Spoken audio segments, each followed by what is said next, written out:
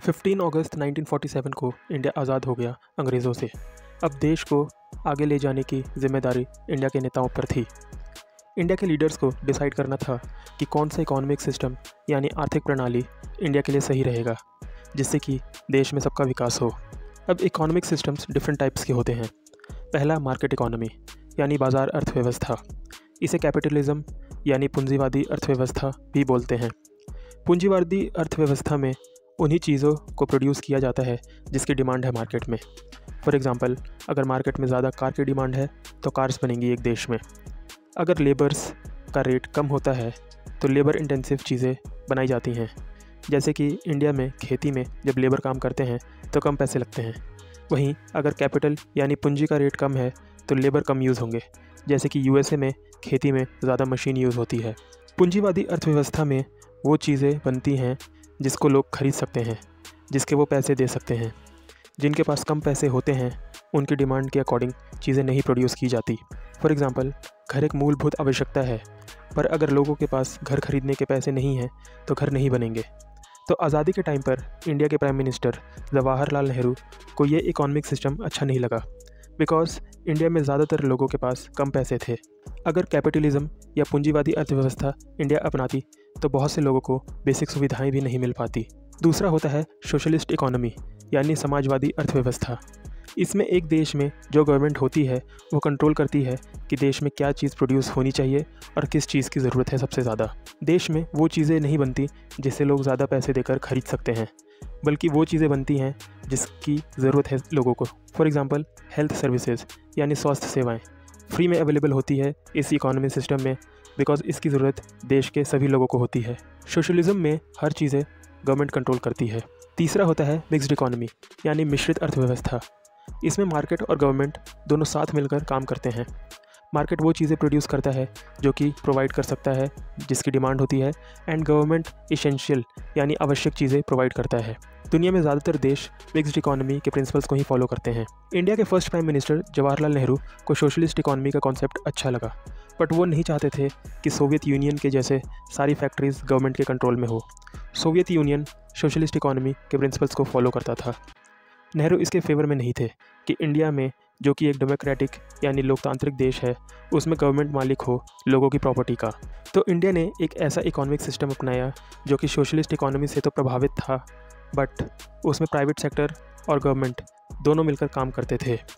1948 में industrial policy resolution यानी औद्योगिक नीति प्रस्ताव बनाया गया और 1950 में प्लानिंग कमीशन यानी योजना आयोग का गठन किया गया। अभी देखते हैं कि प्लान यानी योजना क्या होता है। एक प्लान ये बताता है कि देश अपने रिसोर्सेस को कैसे यूज़ कर सकता है और वो गोल्स जो कि एक पीरियड ऑफ टाइम में अचीव करने हैं। इंडिया में ये पीरियड ऑफ टाइम 5 ईयर्स होता है। ये 5 ईयर्स का कॉन्सेप्ट इंडिया ने सोवियत यूनियन से लिया है। इंडिया में 5 ईयर्स के साथ 20 ईयर्स के गोल्स एंड ऑब्जेक्टिव्स भी बताए जाते हैं। 20 ईयर्स के लॉन्ग टर्म प्लान को पर्सपेक्टिव प्लान यानी परिप्रेक्ष्यात्मक योजना बोलते हैं। इंडिया के 5 ईयर प्लान ये नहीं बताते कि कितने गुड्स एंड सर्विसेज बनाने हैं, बिकॉज ना तो ये पॉसिबल है और ना ही इसकी ज़रूरत है। पंचवर्षीय योजनाओं के लक्ष्य होते हैं ग्रोथ यानी समृद्धि, मॉडर्नाइजेशन यानी आधुनिकीकरण, सेल्फ रिलायंस यानी आत्मनिर्भरता और इक्विटी यानी समानता। सभी गोल्स को इक्वल इंपॉर्टेंस देना हर 5 ईयर प्लान में पॉसिबल नहीं होता। पहले बात करते हैं ग्रोथ की। ग्रोथ का मतलब होता है किसी देश की कैपेसिटी बढ़ाना गुड्स एंड सर्विसेज प्रोड्यूस करने में, मतलब कि देश की जीडीपी यानी ग्रॉस डोमेस्टिक प्रोडक्ट को बढ़ाना। समझ लो कि जीडीपी एक केक है, तो अगर छोटे साइज़ का केक होगा तो कम लोग खा सकेंगे, बट अगर केक का साइज़ बढ़ा दिया गया तो बहुत सारे लोग खा सकेंगे। अगर कोई देश चाहता है कि उसके सिटीजन्स एक अच्छी लाइफ जी सकें तो देश में गुड्स एंड सर्विसेज के प्रोडक्शन को बढ़ाना ही पड़ेगा। किसी भी देश का जीडीपी 3 सेक्टर से बनता है।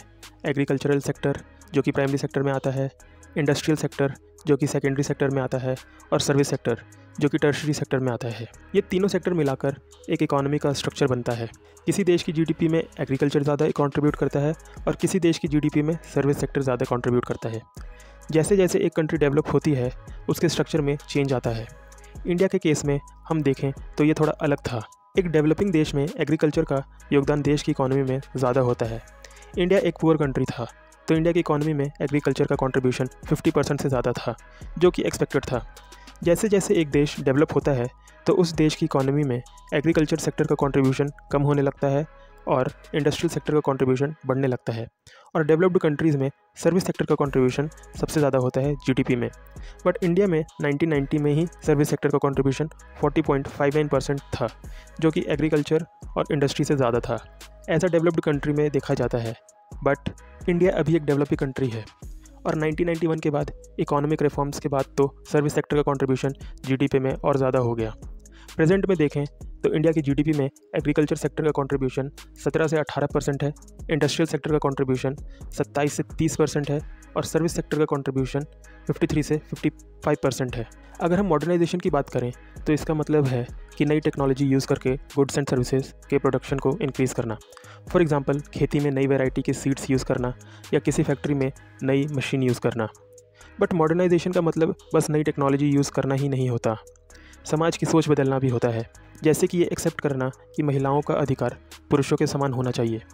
पुराने थॉट्स के अकॉर्डिंग महिलाएं घर में रहती थी और पुरुष बाहर जाकर काम करते थे, पर मॉडर्न थॉट्स ये बोलते हैं कि अगर कोई महिला में टैलेंट है तो वो भी पुरुष के बराबर काम कर सकती है। इससे समाज का ही भला होता है और एज ए सोसाइटी हम प्रोग्रेस करते हैं। सेल्फ रिलायंस का मतलब होता है अपने रिसोर्सेज पर निर्भर होना, यानी आत्मनिर्भर होना। एक देश की इकोनॉमी ग्रो करने के लिए और मॉडर्नाइजेशन करने के लिए दो तरीके होते हैं, या तो वो देश अपने रिसोर्सेज यूज़ करे या दूसरे देशों से रिसोर्सेज इंपोर्ट करे। इंडिया के पहले 5 ईयर प्लान्स यानी 35 ईयर तक इंडिया ने आत्मनिर्भरता पर ज़्यादा ध्यान दिया और अवॉइड किया उन चीज़ों का इंपोर्ट जो कि इंडिया में प्रोड्यूस की जा सकती है। ऐसा इसलिए क्योंकि इंडिया एक बार आज़ाद होने के बाद दोबारा नहीं चाहता था कि दूसरे देश इंडिया की पॉलिसीज़ या नीतियों में इंटरफेयर करे या इन्फ्लुएंस करें उन्हें। तो इंडिया दूसरे देशों पर डिपेंड नहीं रहना चाहता था, स्पेशली फूड के लिए। इक्विटी यानी समानता से मतलब है कि इंडिया के हर सिटीज़न की बेसिक नीड्स यानी मूलभूत आवश्यकताएं पूरी हो जाए, जैसे खाना, घर, एजुकेशन और हेल्थ केयर यानी स्वास्थ्य सेवाएं। धन संपत्ति यानी वेल्थ के डिस्ट्रीब्यूशन में जो इनइक्वालिटी है यानी असमानता है वो कम होनी चाहिए, क्योंकि ऐसा हो सकता है कि एक देश की जीडीपी ग्रो कर रही है, देश मॉडर्न टेक्नोलॉजी यूज़ कर रहा है और सेल्फ रिलायबल यानी आत्मनिर्भर भी है, पर फिर भी उस देश के बहुत से लोग गरीब हैं। तो ये ज़रूरी हो जाता है एक देश के लिए सुनिश्चित करना कि देश की इकोनॉमिक ग्रोथ का फ़ायदा देश का हर नागरिक उठा पा रहा है, ना कि कुछ वो लोग जिनके पास पैसे ज़्यादा हैं।